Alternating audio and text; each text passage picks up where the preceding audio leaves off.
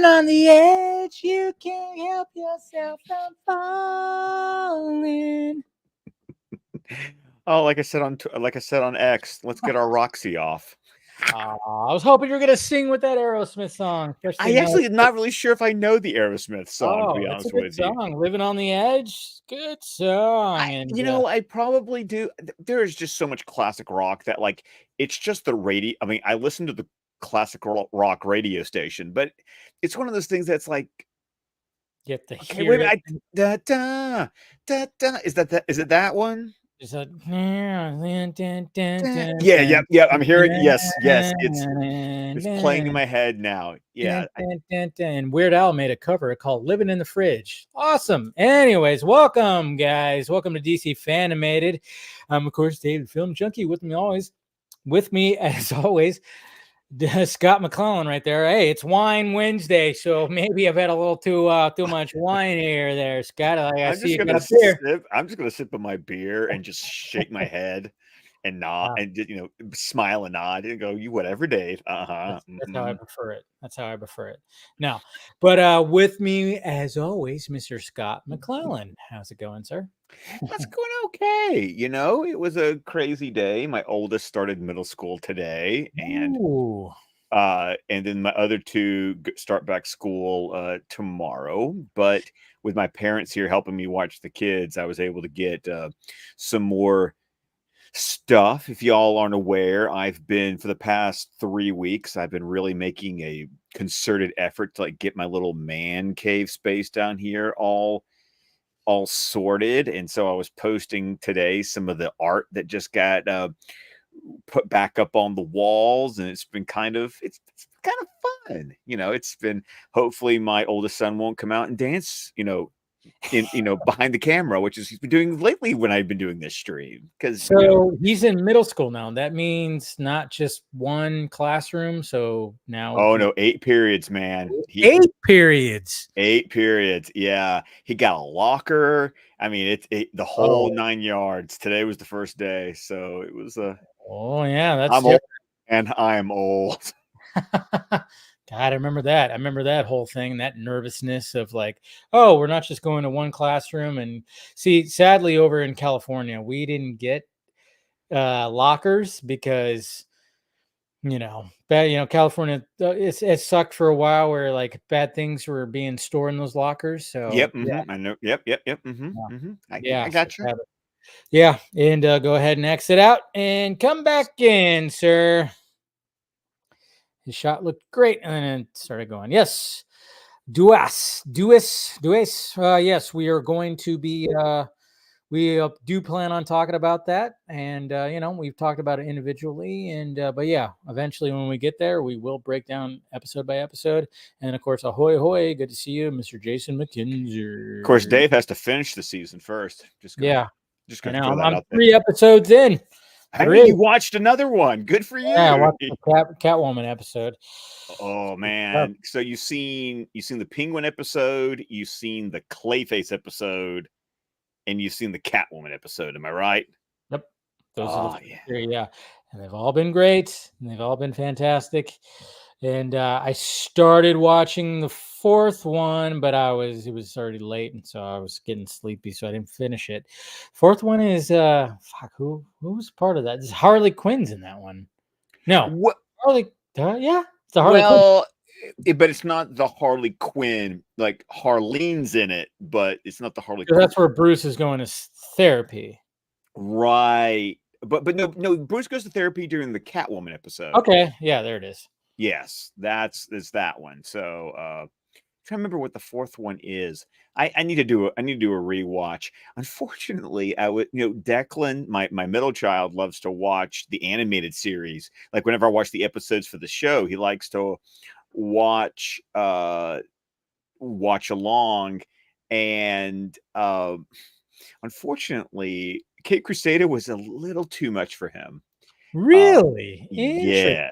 Okay. Yeah, especially when you get to that 2-part season finale. Oh, dude, he had nightmares all night. Like this. Wow, really? He could not take this one. So I was just like, I felt like a really bad father, not gonna lie. I was just like, oh, damn it. This is terrible. Whoops. And then, of course, yes, we are going to be watching Batman Beyond. Scott has been hard at work. He posted videos on like how we're going to be like, it's going to be. I have the entire, okay, you need to understand, guys. I already had our watch list mapped out through like halfway through season 2 of Batman Beyond. Like I had already had this all. But this past Sunday, I spent 2 hours.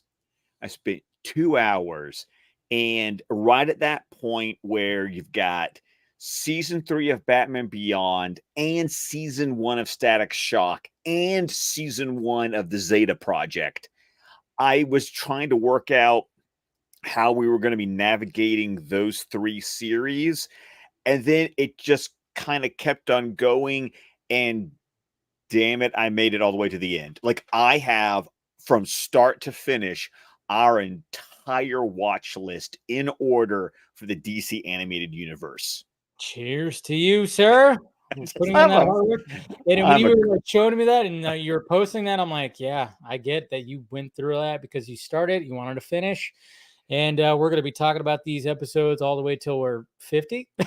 Well, okay, so here's the point, guys. At this point, not including tonight, we have already discussed 138 episodes of television plus 2 animated movies, and that's taken us just over 3 years. That's crazy. We still have how many more? I mean, okay, here I'm gonna break it down. We got to finish season 3 of Batman the animated series. We've got to begin and finish the 3rd season of Superman the animated series. After that, we've got 3 seasons of Batman Beyond, 2 seasons of the Zeta Project, 4 seasons of Static Shock, 2 seasons of Justice League, 3 seasons of Justice League Unlimited, and plus 3 other animated movies. Yeah. When y'all say, what are you guys doing into the animated universe? Dear God, this is going to be the next 5 to 10 years of our lives. Like, just hold your horses, man. Yeah, we'll get to it. But, that's what we're doing, man. That's what it's all about when it comes to DC Fan-imated. But we have a new character. We do. Going up. And as soon as this episode started, like I at first, like last week, I was like, you had nothing. I really had nothing. But then all of a sudden because I didn't even look, didn't think about it. And then when I first saw the opening scene, I was like, oh yeah, I remember this episode. I was like, yeah, I remember her because Roxy, I like Roxy. I like her. I like Roxy too. And I told you last week, I said, go back and play the tape. Yep. But I said, dude, Dave, next week's going to be a really horny episode. Was I right? It's total horny episode, and it's a fun episode. It is a fun. I mean, honestly, the last 2 weeks have been kind of hard. Let's a little bit rough. It's been a little bit rough, but I remember this episode not being bad, but I, honest to goodness, did not remember how much fun this episode is. Like, it's a really fun episode. So before we get into it, as long as I'm not before you get into something,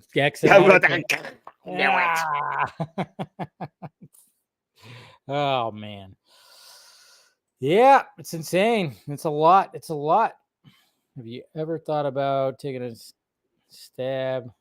Eric's asking if you ever thought about taking a stab at the chronological order for the Bruce Timm universe. Except for Batman the animated series, it is chronological. Yeah, so we're pretty much doing it. That's what we're doing. I mean, that's what I based it on was the air dates. Yeah. And the only time in the future that I played around with that was I had made sure that I kept multi-parters together, because multi-parters would often air days or weeks apart, and so I shifted things around every once in a while just so that for the sakes of the stream, we kept multi-parters like week out, we'd watch a part 1 and then we'd watch the part 2, and then I shifted around other episodes to allow that to happen. Yeah. So there you go. All right. What were we going to say before pixelation happened? Before I pixelated. So I mentioned this, I think, briefly at the end of last week's episode, but I wanted to bring it up here again. Roxy Rocket was created for the animated universe. She is a creation. She's credited to Paul Dini and Bruce Timm as her creators. But before appearing in The Ultimate Thrill, our episode tonight, 4 years prior, she had been created as a brand new character for the Batman Adventures annual #1, the tie-in comic. So she appeared in 1994 as a bookend character for one of the stories in their annual. So it's weird. It's like she was created for the comic, but the comic based on the animated series, and then later was brought into the animated series, continued to make appearances in the tie-in comics for the animated universe. And then when Paul Dini was writing Detective Comics in 2006, she was incorporated into the canonical DC universe of comics. And then she became like Harley Quinn, like Renee Montoya, like Livewire. She has since become a actual DC universe character, not just the animated universe. I love that. I love that. I mean, obviously, when we think about those characters, we think about Montoya. We think about, of course, Harley Quinn that's been created from this, but Roxy has a little, of course, Roxy has a little bit of a spin to her character more than the other. Dear God, it's like Tom Cruise became a woman and decided to do a life of crime. I mean, this is very true because, man, when we first meet Roxy, I mean, obviously she's already robbing some rich folk. And at first you go, are they on a cruise? No, they're on a Zeppelin. I thought they were like a penthouse or something. Yeah. Because I didn't remember the details of this episode. Yeah. So when she opens the door, I thought she was just going to like jump off the top of a skyscraper in Gotham. It's like, oh no, she's in a freaking blimp, Yep. So, and then of course she just like takes and she knows how to pinpoint what are real diamonds and what are, zirconian. Yeah, exactly. It's like, so she's like, I love how she's doing that and picking those apart. And then of course, she skydives. And then of course she summons her little rocket that just kind of swoops in. And then, she just gets right on that thing. And it's like, all right, cool. That would she straddles it and revs its engine. And like how much fun am I going to have tonight, Dave? I know. It's things are subjective. God, there. Oh my God, the innuendo and the thing summons it and just boop, right in that rocket. And the funny thing is that watching this episode when I was 16, I have finally reached the age where, oh no, I know exactly what she was saying. Oh yeah. You know. And then of course, she starts. We got some Gotham PD copters that are choppers out there. And they try to stop her, but not going to stop her. The only thing that's going to stop her is, Batman showing up in the Batwing. But even he has a little trouble with it. Well, because, here's the thing. Yeah. I'm not the biggest fan of the design of the Bat in The Dark Knight Rises. Yeah. Right. Because I like I like a Batmobile. Animated. Yeah. Right. It's like, I like a Batmobile that looks like a car. I like a Batwing that looks like a plane. Like it's just a thing. But in Nolan's universe, it was smart for the Bat because it was designed specifically to be able to fly through a city. Yeah. And that's the thing when you're flying the Batwing is stop and think about trying to fly a jet through like New York City. Like, yeah. You don't have the you don't have the turn radius you need. Nope. I mean, you got the sharp corners. You can't just like do that number. Like, you need a Harrier basically to, and I'm sure that like in some cases, like because we've seen the Batwing be able to like hover, it has some of those capabilities, but still you're not going to be able to like whip around, a street corner on a dime in a freaking jet. And I like that because you often see the Batwing in this sequence fly past the turn it needs to make to turn back around to follow Roxy. So that's going to make it quite difficult for Batman to keep up with her when she's just on this very agile little rocket that she's riding. Yeah, she can move like crazy. And hi, Mom. Mom's here. Hi, Janice. There you go. She's had a birthday yesterday. She did. She's 21, right? Something like that. Something like that. Okay, good. It's something around there. So, but yeah, cheers to her. Taking her out to dinner tomorrow. So, always great to see Mom on there. But yeah, so we get that, and then of course, while this chase is happening, I mean, yeah, she gets the bedroom, and we get a Batwing that has a flaming, smoking wing that ends up happening when this whole thing happens. And then he has to make an emergency landing in the Batcave. And I really love this emergency landing because we see, well, first off, we have Alfred, who's just so calm. Oh, right. So British. So British. So British. And then we see some of the technology in the Batcave that are helping the Batwing to land, and we see some cables just latch onto it but it's like an emergency landing. And then I just love it. Yeah, when all the smoke clears, Alfred this is going to be taken out of your allowance, sir. I love that. Okay, I have a question for you though. Okay. I didn't bother to go and look something up, but like during the emergency landing, the cables that are being used to like grab the wing, because of course he's coming in hot. Yeah. So the cables are the only thing that's going to help like slow him down. Yes. And I know about like on aircraft carriers, there's the cables that will grab like at the landing gear to help stop them from like going over the other side.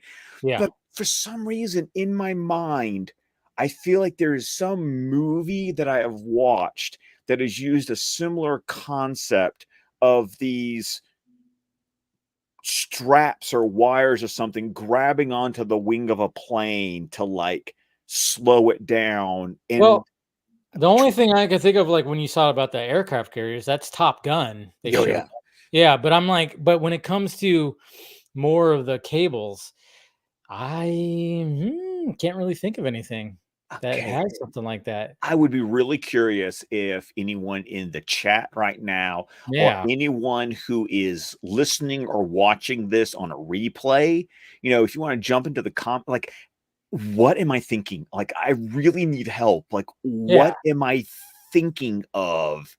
Because the image of those cables grabbing the wings to slow it down, it's sticking with me. Yeah, there's something there. There's something there. I'm with you there because I'm like, yeah, there is something like that. I mean, obviously Top Gun showed, but that's just at the bottom and it grips it in a different way. But yeah, it's interesting because it's almost like like it grabs onto it. It's like a web, like it's just grabbing onto it or something. Yeah, there's something. Yeah. If anybody has any ideas, feel free to blurt them out into the chat, or we could check it out later. But yeah, you're right. There is something. Yeah, you're onto something with that. It's like an earworm right now. It's like bugging the absolute crack. And you betcha, it's going to hit me. It's going to be like at 3 a.m. when I'm going to wake up and go, oh, damn it! It's just going to pop into my head. Gotta text Dave, and I'll be asleep. Exactly, and you'd be like, damn you, Scott. But so then, of course, like when we're back in the Batcave, we find out that Roxy is a stunt woman, and we got Batgirl there too, of course. Again, a lot of Batgirl. We talked about that. I think it was last not a lot week. of Tim Drake, a lot of Batgirl, A lot of Batgirl. Which I don't mind, it's fine.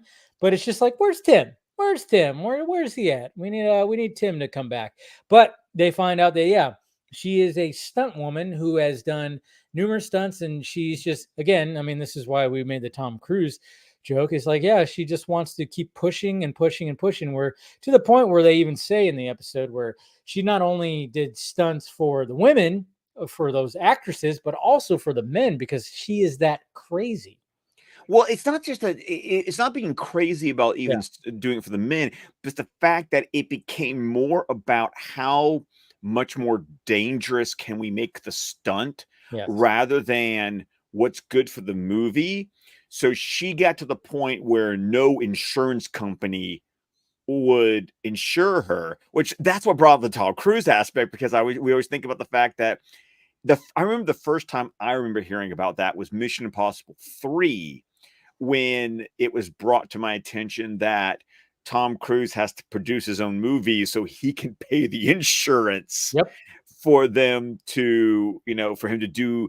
At that point, it was just the semi jackknifing and like rolling over him in Mission Impossible 3 after he base jumps out of the skyscraper. And to think that was the most serious thing at the time that Tom Cruise would do. Isn't that cute? Because like when you watch Mission Impossible 3, it's like Ethan does a crazy stunt, but I mean, the crazy stunt is, there's a lot of practicality to it, but it's, it's taking the liberties of more like, there's some VFX, but the biggest thing is like, but when we do this jackknife,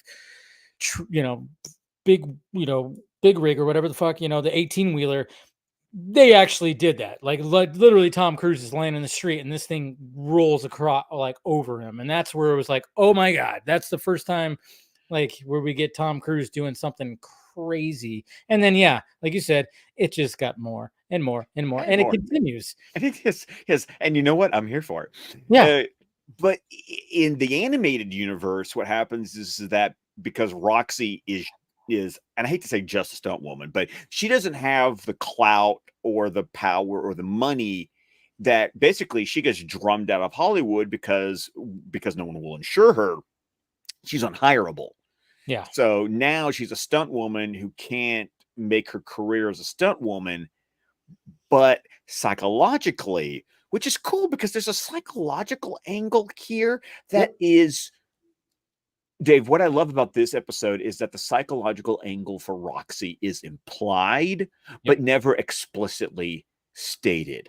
Yeah. I mean, she is clearly an adrenaline junkie. Yes, her drug is totally this. It's a drug, but it's also I mean, it becomes sexual. I mean, it's so, it makes her such an interesting character. Like, how do you deal with a character who doesn't get scared? It's like that Never Fear episode with Scarecrow. Yeah, I mean, wait till we get to the clip. I mean, it's almost like, hey, put your kids away. It gets a little like, it's a little hot. Yeah, hot. A little hot. It gets a little hot, but so obviously she can't do that, and so now it's like, hey, guess what? Who's she working with? Oh, we got Oswald. And what a great inclusion of the Penguin in this episode, because she needs a fence. If you're going to steal jewels, well, you need someone to hawk them for you.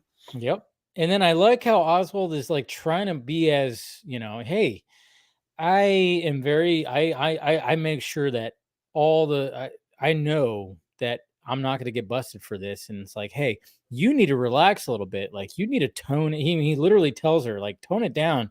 You're going a little too crazy when it comes to this.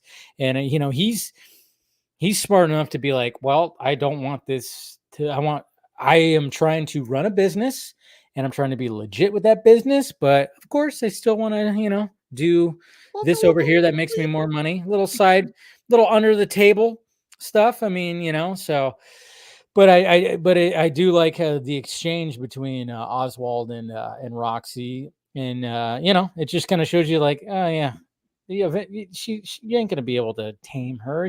You can't keep this bird in her cage, Oz. Can't do that. No, and the Penguins got a lot of real. I mean, I will appreciate the bird puns that are used in this Oh yeah. episode because it works for the way his character has always been written in the animated series, but it's also very I don't know.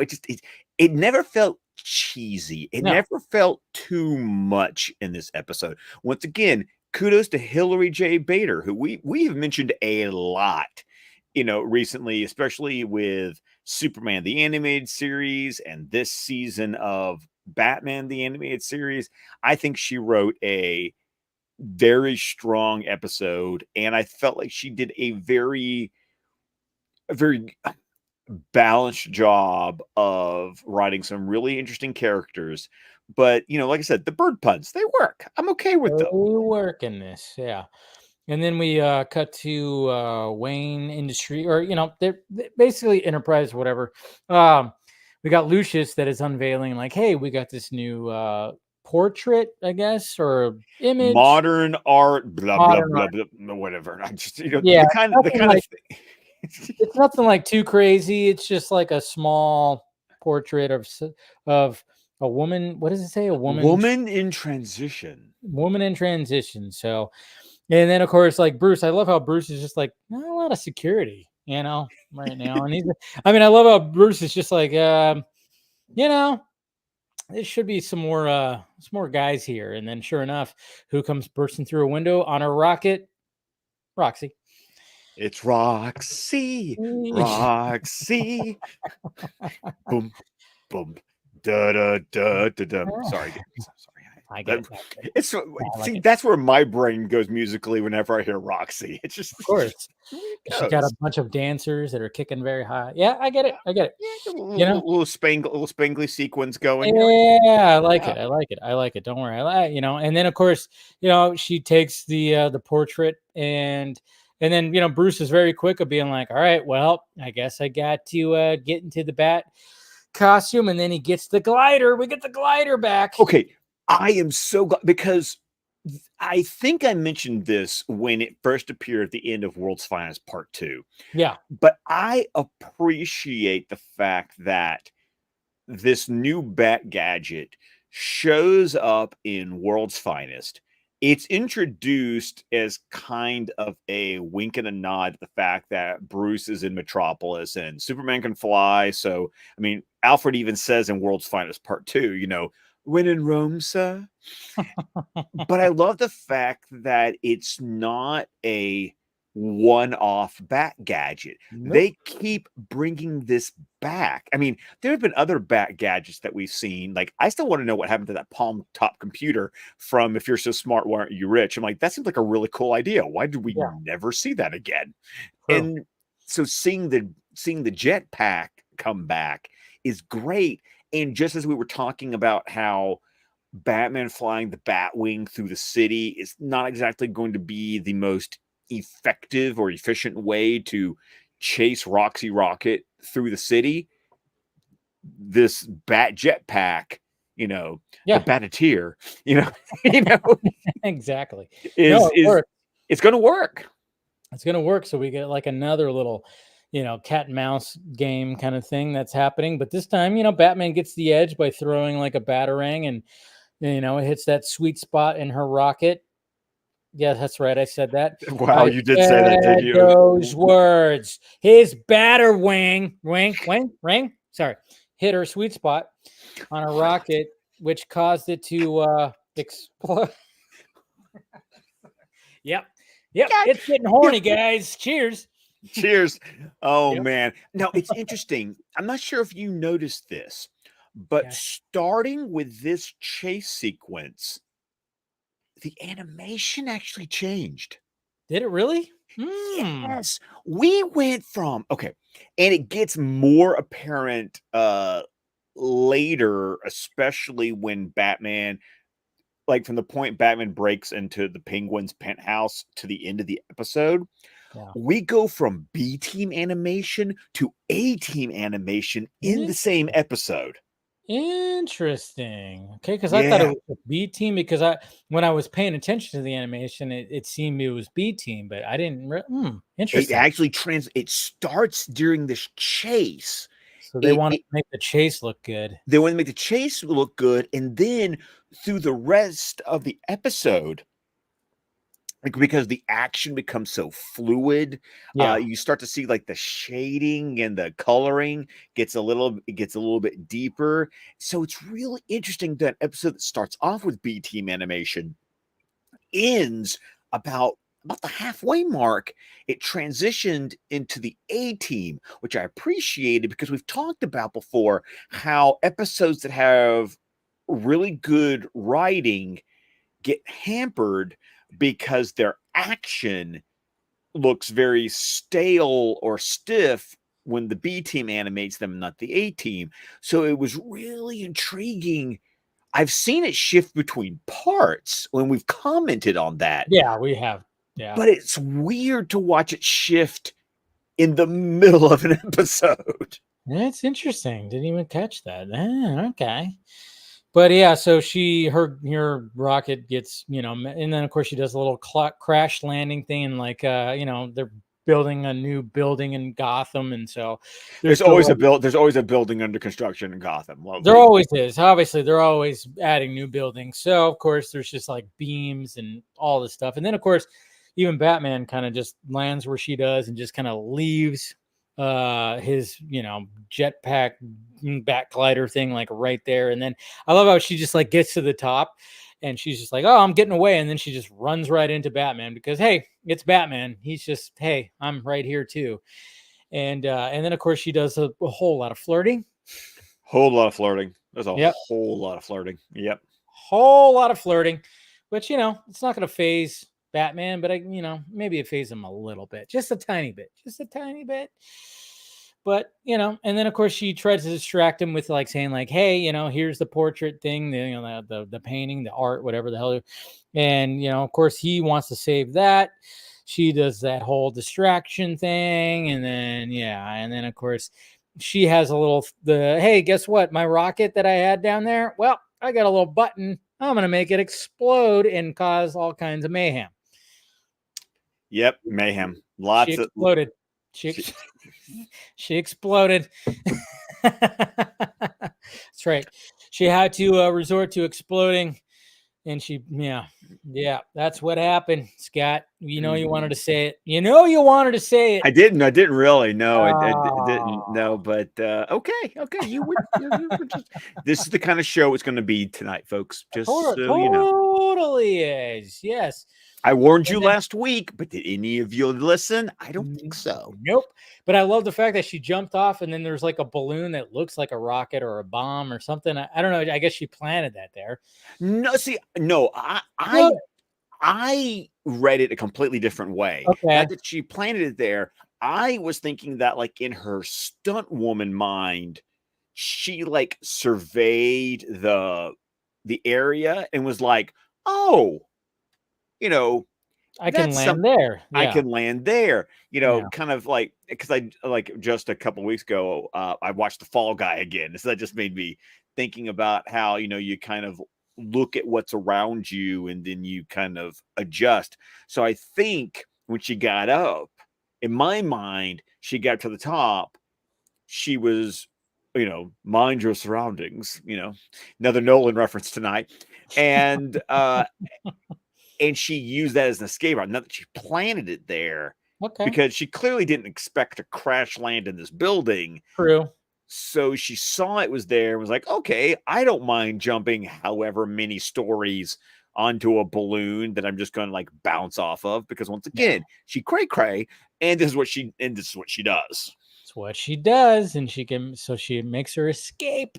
And then of course, so we got, well, what's Batgirl doing? Well, she's getting intel. She's like, intel. Who's she working with? Who's Roxy working with? And then of course, who's her intel, Scott? Hookers. Yes, hookers. I love how they showed that, where like Batgirl just goes like, but Batman's kind of like, hopefully have good intel. Okay. This makes me laugh for another reason, and I'm going to jump like several things ahead. Okay. Because Batman Beyond Return of the Joker. We'll talk about it when we get to that movie, about how there's the edited version, there's a censored version, and then there's the original version. Yeah. In the original version, there's a scene where they question hookers. And those got edited out for the censored version. What I love is that while for the animated movie, we had to censor that, but on the Saturday morning cartoon, yeah, sure, here's a couple of hookers who are clearly hookers. They were like, standards and practices were like, we'll let it slide. We'll let it go. Yeah, because I like how it just, she's on the phone and then she just looks over and it kind of just, pushes back and you see them. It's really weird because one of those hookers looked a lot like Black Canary to me. Might have been. Hey, no, but obviously it's revealed that, okay, yeah, she's been seen at the Iceberg Lounge. So then of course we get the Penguin and Roxy talking again, and he's not happy with her, just like we already knew that was going to be the case. And he's just like flat out going, you know what? Yep, can't have you anymore. So you're a liability. You're a liability, gonna wipe you out as I do. But then of course she's just like, well, gotta catch me, and then she just dives into the water, and apparently Penguin has some very evil, mean seals. But that doesn't stop Roxy. She just gets on the back of one and starts riding it. Well, yep, mm-hmm. Yep, there we go. Some more, some more horniness right there for you guys. But yeah, so she just comes out of the water, and then she's just on the back of one of them. And of course, Penguin is trying to shoot her. It's not really working. He's losing the battle here. And of course she gets away. She escapes. And then of course we have Penguin back in his luxury apartment, I guess you could say. Oh, it's a penthouse, man. It's a total penthouse. It's total penthouse. And this is where the episode from this point forward completely switches to the A-Team animation. You can definitely tell from this scene forward, the animation style changes for the episode, and it is like gorgeous from this. What is it with when you're getting ready for bed, do you do like a little humming thing? What is it with these villains or these people that just like when they're by themselves they're just like I'm sorry, who puts like cologne on or aftershave before you go to bed? Like, yeah, I know. There's a lot of maintenance that happens with Oswald before he goes to bed. I'm like, I get a shower if you're feeling a little grimy. Take your shower, sure. But if you're doing like the whole nine and you're just like, it seems like, it's like he's getting ready to go to dreamland. Like it's a little too much. It's a little too much because I get a shower, but don't get all dolled up and and you don't need that unless there's a warm body in the bed that you're going to, sure. But no, not for Oswald. No. I do love the way this is animated, though. Like the way you see the silhouette of Batman, like zoom by from the mirror, and then he opens the mirror to put the thing up in the medicine cabinet, and then when he closes it, boom, there's Batman. Oh yeah, I know. And then of course he starts grilling them about everything, and then Oswald doesn't take kindly to it, so of course he he basically pulls out his Tommy gun out of an umbrella rack. Like, did you notice that? It was an umbrella. But dude, I'm gonna give Penguin some props, man. He like stomps on, because there's that little pedal that would open the lid. I love how he stomps on the pedal, and that Tommy gun just like boop, like just pops out, and he like grabs it midair, and then just does the spray and pray through his penthouse. It was really funny watching this with Declan, who was like, "Why would he do that? He's going to ruin all his stuff." Look, he ruined all his stuff. He can afford it, and he needs to make sure that he can keep getting stuff. That's the thing. But yeah, so he just and then of course we get the classic Batman grabbing him, and then, hey, time to dangle you off the edge. We're on top of it. You're on this penthouse on the top of this building. Well, I'm just gonna hold you over the edge right here with one to arm, the point where your slipper falls off. I love that. You always have to have the slipper fall off just to show how high up they are. Yeah, exactly, yeah. And you get some cape porn. Not gonna lie. Of course, you get some cape porn. It's great cape porn. Gotta love it. But yeah, naturally, just grilling them and grilling them and grilling them to basically like, hey, where is this girl at, and what are we doing here? And then when we finally get to I love this because Penguin decides to send his ladies. Okay, I have got to admit, this is some very interesting hiring practices. I'm not going to lie, because you've got 3 who would have worked as waitresses at the Iceberg Lounge, but are dressed essentially like Playboy bunnies. Yep. But yet got skills. They do. So I congratulate Penguin on his progressive hiring practices, and applaud him on his talent searches in the city of Gotham. Yeah, because you would think they're wearing basically a one-piece, almost like bathing suit with fishnets. Yeah, with fishnets and some heels, and the little fake collar thing with the bowler hats. Yeah. Mm-hmm. And they show up to Roxy's hangar. Of course, she, her hideout, I guess you could say, is a hangar, and then they show up to just basically let's go get her, let's get rid of her. But of course, it's like, well, it's Roxy. She's gonna be able to get away from these dames, these birds, these penguin birds. Which is really funny because that actually is a term. Yes, yes, that's why I said it. I know you did. I know, because I know you're cultured enough to. I'm cultured enough to know that ladies can be called birds. Birds, yeah, mm-hmm. Yeah. So we're stuck in the '60s too, everyone. So just it's okay. It's fine. Exactly.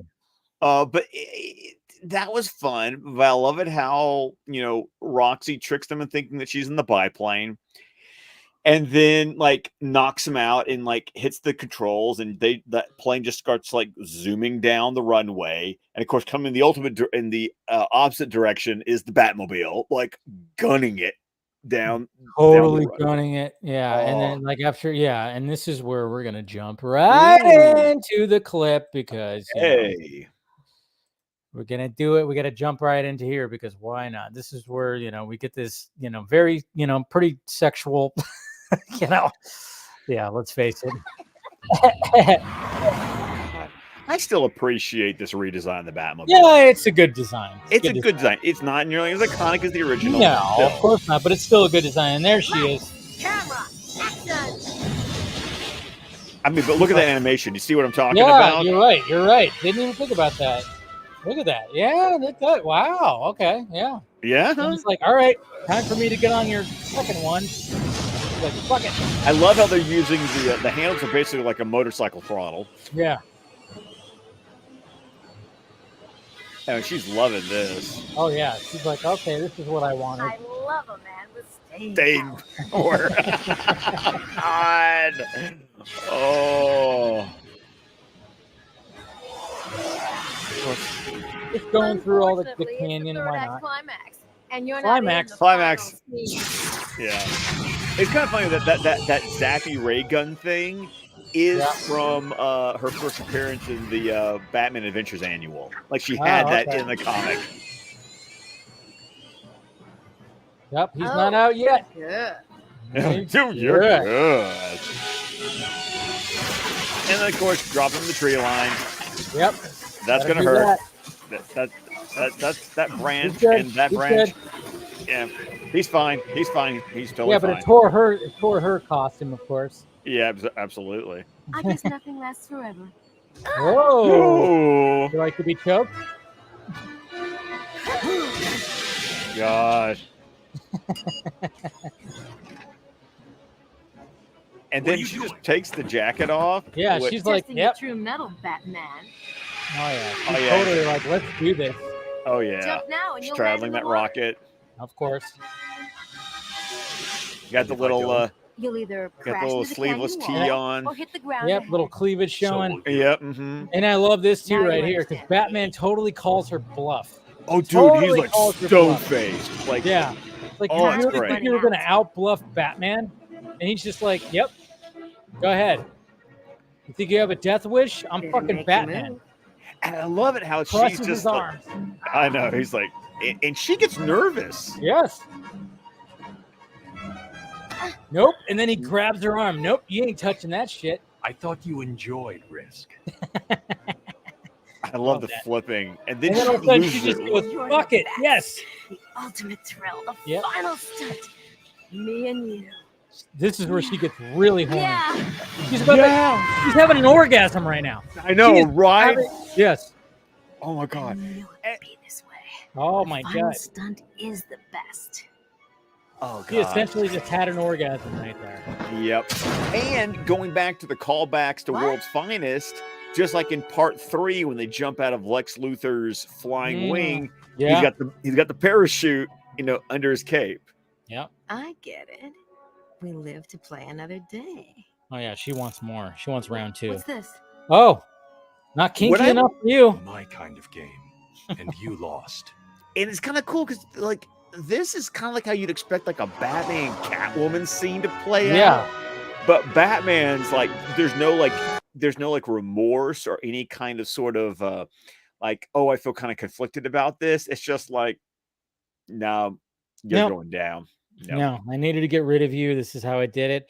I mean, maybe, Bruce goes back to the Batcave and has some alone time by himself thinking about it. Maybe. But that's to each their, I mean, she got excited. Maybe he got a little excited too. I mean, he is human. He is human. He is. So I do want to take an opportunity to acknowledge the voice actress who is who is playing Roxy Rocket, aka Roxanne Sutton. Now, her name is Charity James. That is a fucking name right there. I know, right?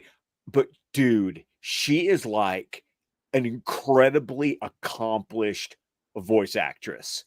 Like her IMDb page is crazy for her voice work. But I found with a name like that, you have to. And a voice. She's got a good voice. She's got a great voice. But I found one particular role that she did that was like, oh my God. Do you remember Bobby's World? Yes. She was the sister. No shit. Oh. Yeah. Yeah, she was Kelly Generic. Oh, wow. Bobby's big sister in Bobby's World. Oh my God. Now, she's done a ton of other things. She was a voice in Space Jam. She was a voice in other things. But if you want to talk about like was she the girl bunny? No, she's not. No. She was Space Nerd blank something like I didn't even recognize the name of the character that she was the voice of. Okay. But Bobby's World was like when you looked at her filmography, that was like the one that was like she was in like all but 4 episodes of that entire series. Crazy. Just man. God damn. Bobby's World. Howie Mandel, man. That was a series. I mean, that was a series I remember. That was a series I remember too. I didn't watch it like frequently, but no, I didn't either. But it was still, but it was there. It was there. It was one of those where it's like I was like, okay, Bobby's World's cool, but I think like the only episode that I remember from Bobby's World that was like stuck out of my head because me and my best friend when I lived in Alabama, we loved the Halloween episode where they created like a haunted house with a bunch of boxes. Like, so because obviously Bobby's World is all like about imagination. About imagination, yeah. Yeah.